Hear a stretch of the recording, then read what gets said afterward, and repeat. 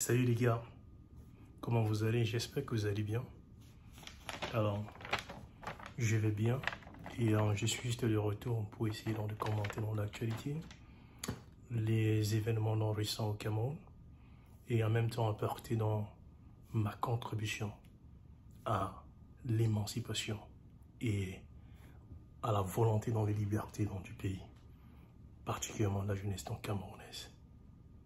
Parce que nous voulons enfin nous débarrasser de l'oligarchie Biya, nous voulons nous débarrasser de M. Biya et nous voulons enfin redonner au Cameroun un nouveau souffle, un souffle fort. Nous voulons voir un pays souffler sur les brèches de l'innovation, sur les brèches de la vision, une vision globale, une vision inclusive de tous les Camerounais. Parce que c'est un combat de tous, c'est un combat de tous les Camerounais et chacun a le devoir de pouvoir tout simplement décider de la destinée de son pays. Alors les gars, comme vous le savez, il y a des événements récents au Cameroun qui se sont déroulés, et particulièrement hier, et je crois aujourd'hui encore, créant un certain soulèvement au Cameroun, et nous voulons commenter dans ces actualités, parce que c'est important pour nous, parce que nous avons une élection décisive qui arrive très très vite, le 12 octobre 2021. Et comme vous le savez tous, cette élection, c'est tout simplement un simulacre de démocratie. Parce que nous savons exactement, je vous l'ai dit et je l'ai prédit depuis longtemps. Ça, c'est le plan du RDPC. Ça, c'est le plan de l'oligarchie Biya depuis le début. C'est un plan machiavélique qui a été préparé dans les couloirs de Yaoundé, particulièrement dans le palais à Yaoundé, préparé par le clan Biya, préparé par la présidence Biya, afin d'achever complètement le Cameroun, parce que se donner 7 ans de plus à la tête de l'État, après 43 ans avec un bilan aussi négatif, catastrophique, conduisant dans le pays dans une situation désastreuse et faisant du Cameroun la risée, je dis bien la risée du monde entier. Oui les gars, c'est un problème à cœur. C'est un problème que nous devions prendre à cœur. Parce que nous ne pouvons plus nous voir imposer pour cette année de plus une présidence morbide, une présidence désastreuse. Parce que M. Biya, comme vous le savez, c'est nonagénaire à 93 ans. À 93 ans, M. Biya ne mérite pas être aux affaires du Cameroun. M. Biya mérite être dans une maison de retraite.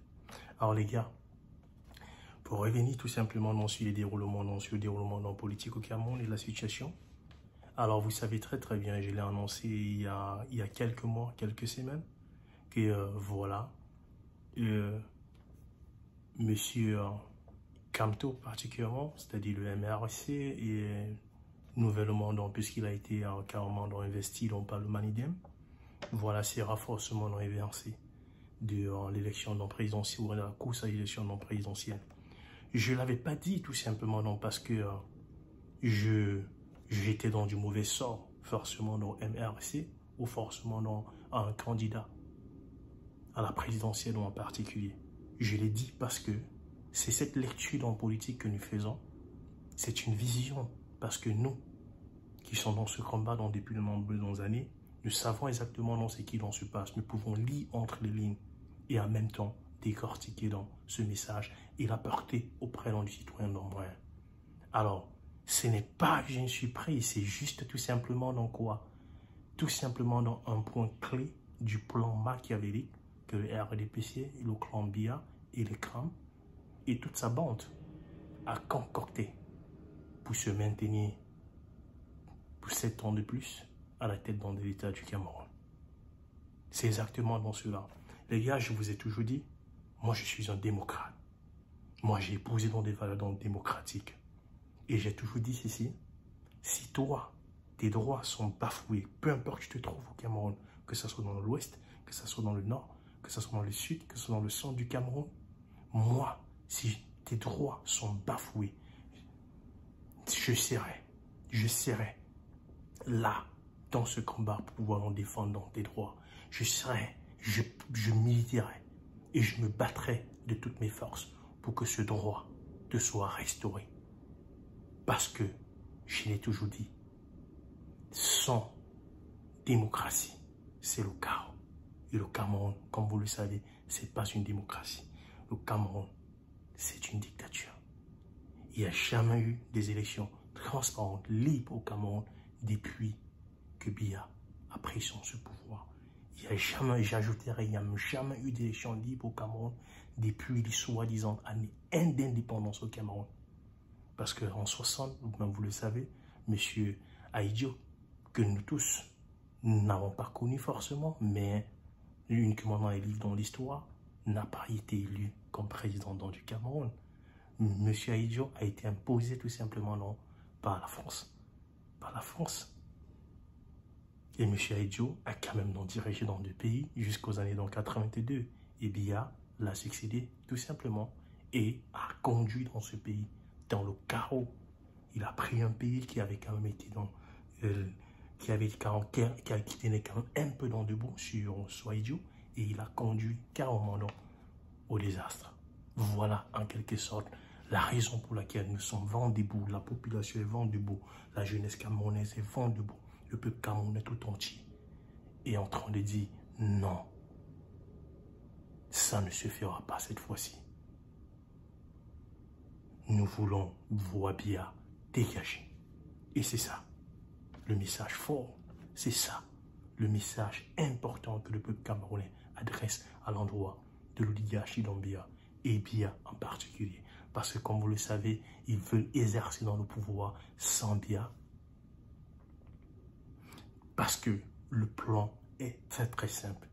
Ils veulent tout simplement se maintenir au pouvoir pendant 7 ans, préparer ce que je vais appeler le remplacement, la succession de Biya pendant ces 7 ans et forcer dans le pays dans un nouveau chapitre cauchemardesque qui durera encore 43 ans.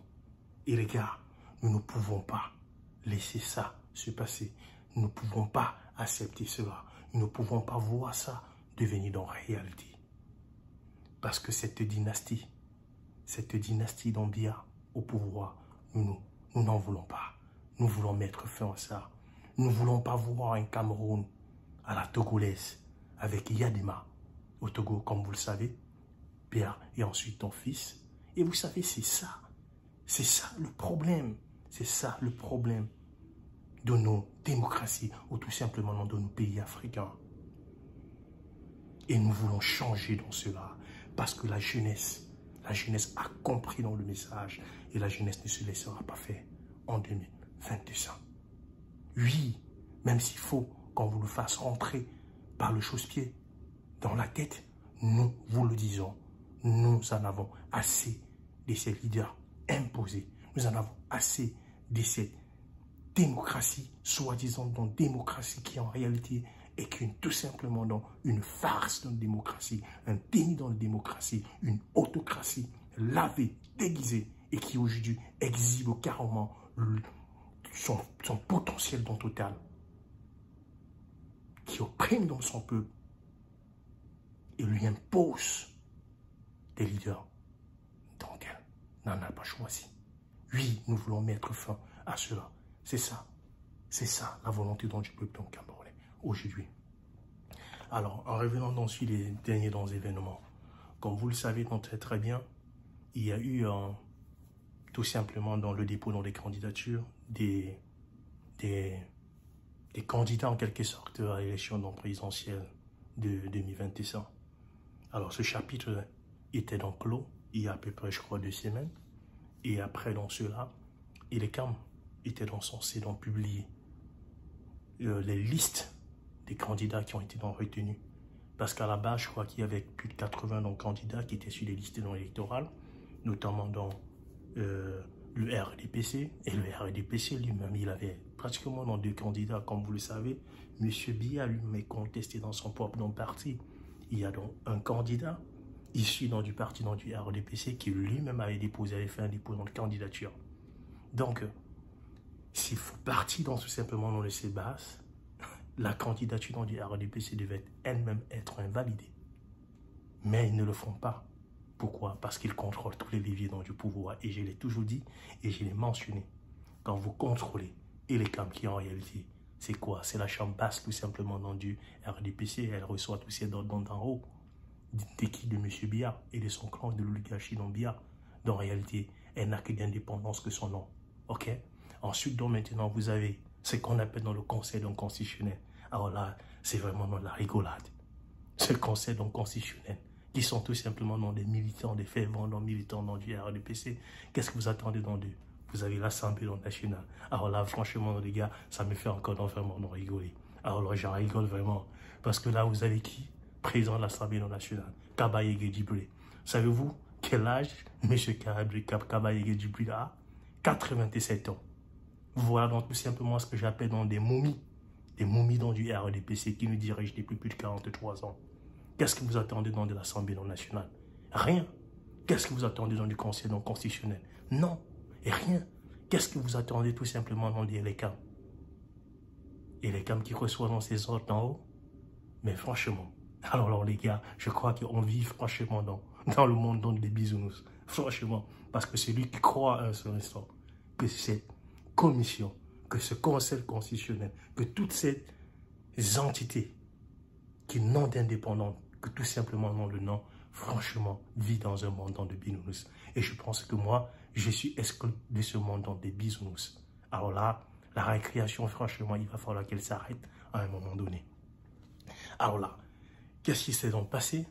Alors, vous savez, moi, j'ai toujours dit, je ne suis pas parti d'un prénom. Moi, vous connaissez quelle a été effectivement ma solution depuis le départ.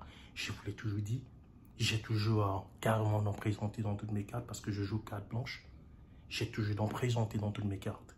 Et je vous ai toujours dit, moi, j'étais parti prenant pour ce qu'on appelle un candidat unique issu dans l'opposition qui pourra en quelque sorte apporter dans cette confrontation au RDPC et enfin mettre terme à l'hégémonie, à la corruption, au désastre économique du M. Biya parce que son bilan et son passif, franchement, c'est une douleur profonde pour le pays. Et c'est pour cela que nous voulons mettre fin à ce cauchemar qui a tant duré. Alors, comme vous le savez, monsieur, puisque force est de constater, de parler de monsieur Kamto, puisqu'en réalité, les derniers événements politiques sont concentrés autour de la personne de monsieur Kamto. C'est la raison pour laquelle nous dévions absolument d'en parler de monsieur Kamto. Alors, qu'est-ce qui se passe? Monsieur Kamto, il a déposé dans sa candidature comme tous les autres candidats, mais avant ça, essayons un peu de faire un flashback vers l'arrière pour essayer de comprendre quelle a été la démarche de ce candidat à la présidence de la République du Cameroun.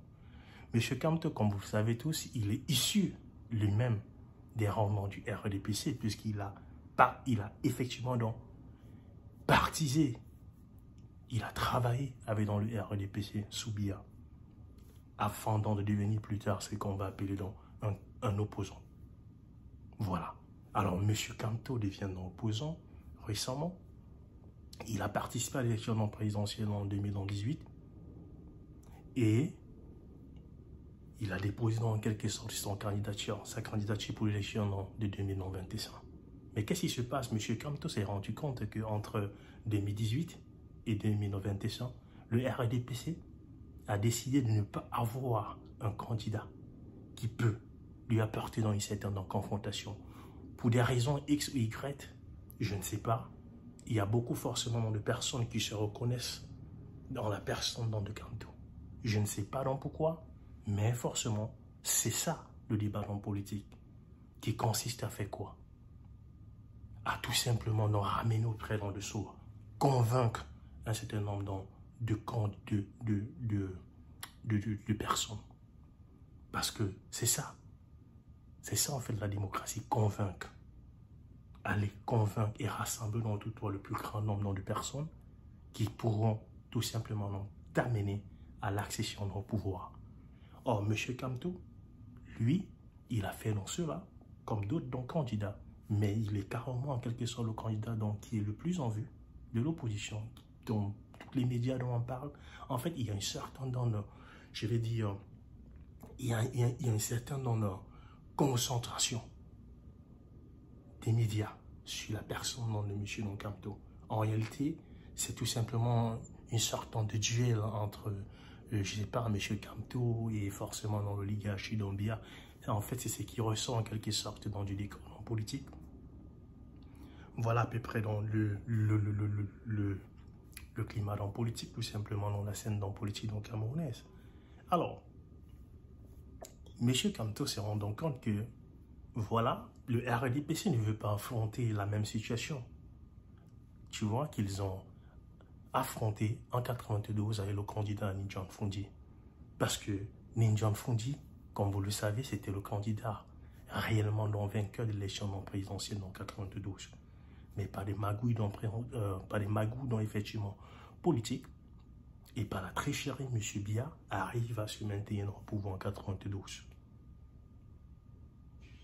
Voilà donc un premier point de bascule dans l'histoire non politique du Cameroun. Voilà donc la première arnaque, ou bien l'une des arnaques du candidat Biya. Et voilà ce qui permettra à M. Biya de se maintenir au pouvoir pendant de nombreuses années. Alors, qu'est-ce qu'ils sont en train de faire aujourd'hui? Ils sont en train de répéter la même chose. Je ne suis pas en train de vous dire que M. Kamto aurait pu gagner dans l'élection non présidentielle.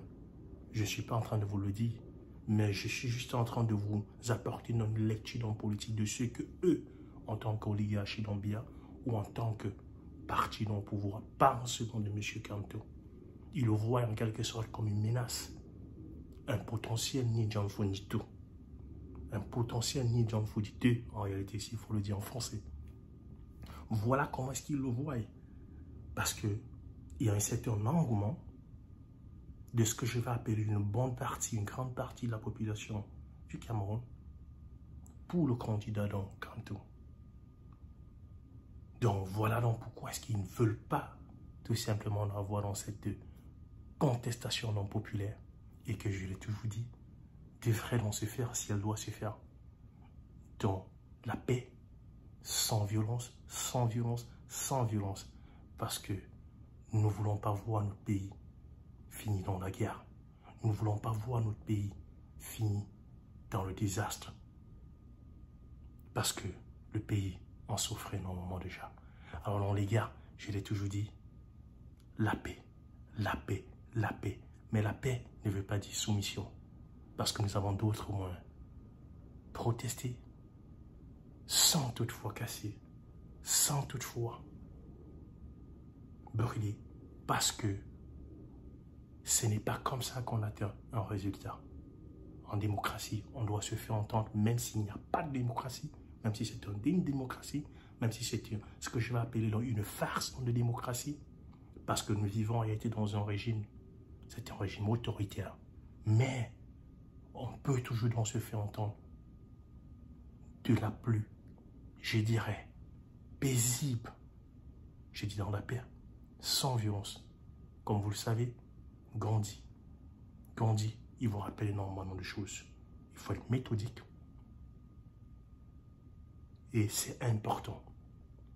Important. Nous ne devons pas donner le bâton pour nous faire battre. C'est la raison pour laquelle je le dis et je réinsiste. Sans violence, dans la paix et dans la paix. Et nous demanderons le départ du dictateur Doumbia et de sa bande à lui, jusqu'à ce que M. Biya soit enfin dégagé du pouvoir. Oui, c'est une révolution, c'est un mouvement de contestation populaire qui se fera dans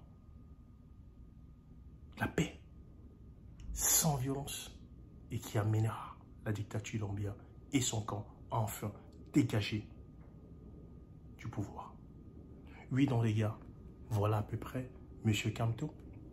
Alors, qu'est-ce qu'il fait? Il se trouve dans une situation difficile. Qu'est-ce que M. Kamto fait? Il se rend compte qu'effectivement, on est en train de lui opposer des lois ou de fabriquer des lois qui vont tout simplement l'exclure de la course à la présidentielle. Notamment, on lui impose que, voilà, que son parti doit forcément avoir un certain nombre d'élus à l'Assemblée nationale pour pouvoir concourir à la présidence de la République. Franchement, c'est vraiment la rigolade, les gars. Alors, comme ça ne suffisait pas, M. Kamto va manigancer dans des trucs carrément dans le background avec le président de ce qu'on va appeler un parti dont le parti dont il persiste en réalité. C'est-à-dire, en réalité, parce que il ne faut pas oublier le Manidem, en réalité, c'est quoi? C'est un parti qui est issu en réalité de cette tradition dont il persiste. C'est-à-dire des vrais indépendantistes, des vraies personnes qui ont défendu la souveraineté, l'indépendance réelle du Cameroun des années 60. Et c'est ce qui m'amène en même temps à parler. Et je l'ai parlé, et je parlerai toujours du panafricanisme camerounais, du panafricanisme mondial, du panafricanisme global. Notamment quand je me réfère au Cameroun, j'ai parlé dans des cas, des personnes spécifiques, un peu comme Ruben Ominobe, assassiné. J'ai parlé de Ernest Wandi, assassiné. J'ai parlé d'énormément de ces candidats, de ces personnes en réalité, qui ont pris à bras dans le corps, qui se sont battus pour une réelle indépendance. Pas une pseudo-indépendance comme nous l'avons aujourd'hui. Parce que, comme vous le savez, le Cameroun n'est pas une démocratie. Le Cameroun n'est pas réellement indépendante. Et c'est ça la réalité. C'est ça dans la réalité. Alors, en revenant, juste pour continuer un peu l'histoire, M. Kamto va donc effectivement travailler dans les coulisses, dans le silence, dans le secret, avec le président de ce parti, appelé le Manidem. Le Manidem, voilà, va donc bosser avec Kamto et ils vont investir Kamto à la surprise en général. Parce qu'en réalité, c'est un schéma qui n'avait pas été pris en considération dans les plans de cette oligarchie. Ils ont été sonnés, surpris, parce que toutes les stratégies qu'ils avaient employées pour pouvoir barrer dans la route à certains candidats, particulièrement dans le candidat Kamto, avec échoué.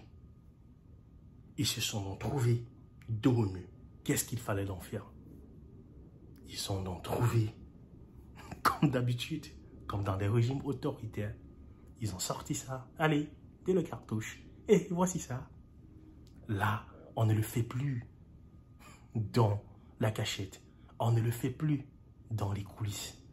On exhibe tout simplement une certaine autorité dans l'État. On abuse, en quelque sorte, des pouvoirs de l'État pour pouvoir exclure de façon autoritariste, un candidat ou des candidats à l'élection présidentielle.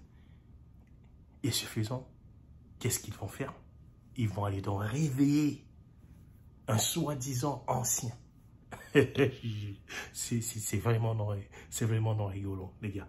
Ils vont déterrer, ils vont réveiller, ils vont ressusciter un soi-disant ancien président du Manidem à la personne de Yebga. Le mec, on va le réveiller, il est un vieux qui est couché quelque part, il est en train de prendre ses médicaments. Ils vont réveiller ces mecs et ils vont carrément changer le président du parti officiel du Manidem, qui incarne les valeurs en quelque sorte du Manidem, qui représente le Manidem depuis des années. Imaginez-vous un seul instant. Vous vous réveillez, vous dormez en soi. Vous vous réveillez, vous dormez en soi en tant que président de votre parti politique. Vous vous réveillez dans le lendemain en tant que ex-président de votre parti dans politique. Mais franchement, c'est une confusion qui est vraiment importante à souligner. Oui, voilà ce qu'ils ont fait. Voilà ce qu'ils ont fait avec Anissé Kane. Et le mastermind derrière tout ce concept, toute cette mise en scène, vous le savez, c'est un personnage méprisant en la personne d'André Atangadi, le ministre de l'administration non territoriale du Cameroun, en l'occurrence dans le MINAT. Ce monsieur, il va carrément aller faire dans des manigances, changer au niveau donc carrément donc, du site de l'administration non territoriale, le leader incarné, le leader reconnu du Manidem est installé à la place de ce poste, le ressuscité M. Yebga comme président du Manidem. Et avoir M. Yebga aller déposer sa candidature à l'élection d'un présidentiel. Alors là, ils s'en foutent carrément dans les visitants de procédure. Parce qu'en réalité, si les élections, si les listes électorales, ou tout simplement la liste des candidats avait été close et que ce monsieur a pu déposer dans sa candidature après la clôture, franchement, c'est un visitant de procédure.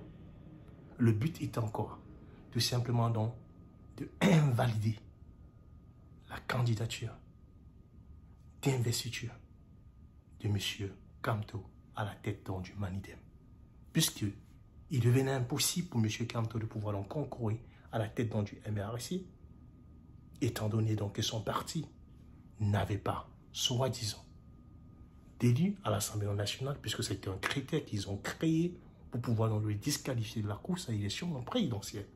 Et là, M. Kamto va donc trouver ce que je vais appeler un raccourci pour pouvoir enfin concourir à travers dans la bannière du Manidem par son pacte en quelque sorte, ou son deal avec Anissé Kane, le président légitime du Manidem. Mais jusqu'à là, l'oligarchie d'Ombia, puisqu'elle est prise au piège, elle est carrément sonnée, elle est scotchée, elle utilise, elle sort carrément dans ce qu'on appelle donc, de sa cachette. Les masques tombent et maintenant, elle légitime son autoritarisme, sa dictature, qu'elle essayait en quelque sorte donc, de masquer. Parce qu'en réalité, il n'était plus question de pouvoir dans se cacher puisque il n'y avait que ça à faire pour eux. Ils étaient pris au piège, ils étaient coincés, ils étaient carrément donc acculés dans leur retranchement. Alors, ils font sortir dans ce qu'on appelle l'arme non nucléaire. C'est de dire quoi? Hé, Monsieur Yebga, c'est le président du Manidem. Donc il y a 2 candidatures dans du Manidem à la course à la présidence des Républicains du Cameroun. Et par conséquent, nous et les CAM, nous invalidons la candidature de M. Kamto à l'élection non présidentielle de 2025. Oui, les gars, voilà ce qu'ils ont fait. Et c'est ce qu'ils ont réellement fait, les gars. Et par la même façon, et de la même façon, ils vont aussi invalider ou bien exclure certains partis historiques du Cameroun de cette même course à l'élection non présidentielle parce qu'il veut carrément enterrer le scénario de 92. Oui, les gars, c'est ça qui se joue en ce moment. C'est la succession d'Ouabia. C'est les 7 années qui vont imposer un dictateur qui va gouverner dans ce pays pour les 43 prochaines années. Et ça, nous ne pouvons pas l'accepter. Et ça, nous disons non. Oui, jeunes Camerounais. Oui, jeune population. Oui, peuple camerounais, c'est ça qui se joue aujourd'hui. Et le Cameroun ne peut pas se pardonner d'avoir manqué, j'ai dit manqué à ce rendez-vous. Voir Biya parti, voir l'oligarchie dont Biya parti, et le combat de notre vie, et le combat pour nos enfants, et le combat pour l'avenir de nos générations. Et nous ne pouvons pas voir cette dynastie à la togolaise s'installer au Cameroun. Oui les gars, nous ne voulons pas voir cette dynastie à la Yadema s'installer au Cameroun. C'est important. C'est important, non les gars, que vous ayez conscience de l'enjeu qui se joue. En revenant tout simplement au Conseil constitutionnel, franchement, je me pose dans des questions. Particulièrement la question de savoir ce que M. Camteau, ou tout simplement les supporters de Camteau attendent du Conseil constitutionnel. Parce que porter dans ce litige devant la Cour suprême du Cameroun, ou tout simplement devant le Conseil constitutionnel, pour moi, c'est une aberration. C'est une aberration dans le sens où vous portez un litige devant des personnes qui sont en même temps juges et arbitres.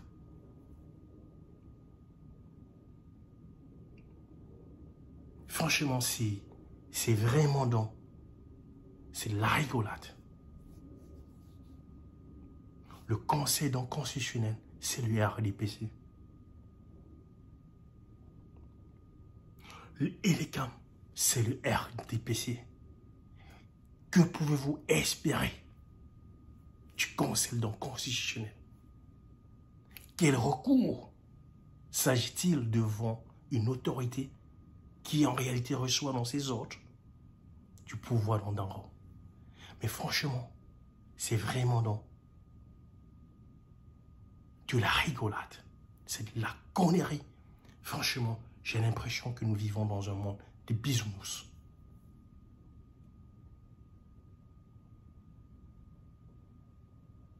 Il était prévisible que M. Camteau et son parti, ou le Manidem, n'auraient jamais eu gain de cause devant une institution qui incarne le RDPC. En réalité, c'est le RDPC bis. Les gars, vous deviez comprendre cela.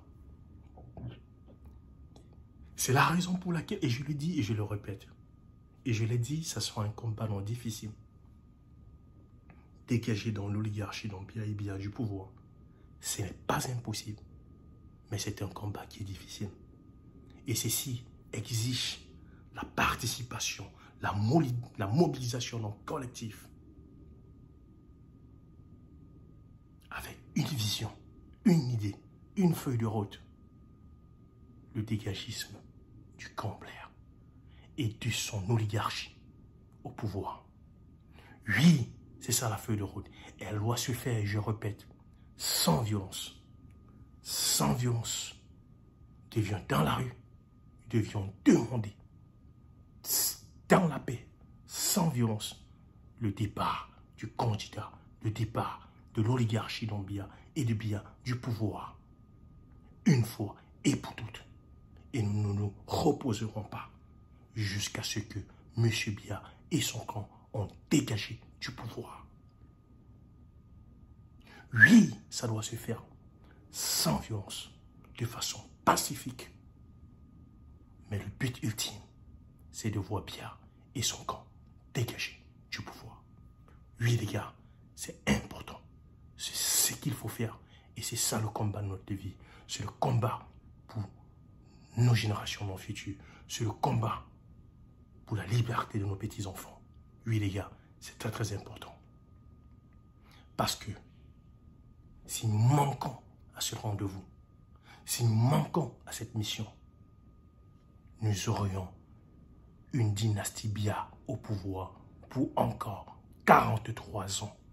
Et ça, c'est le cauchemar que le pays devra éviter. Oui les gars, c'est Tonton Costaud. C'était Tonton Costaud. C'est le message que je voulais faire passer aujourd'hui. Portez-vous bien, portez-vous très très bien. Allez, au revoir, bye bye.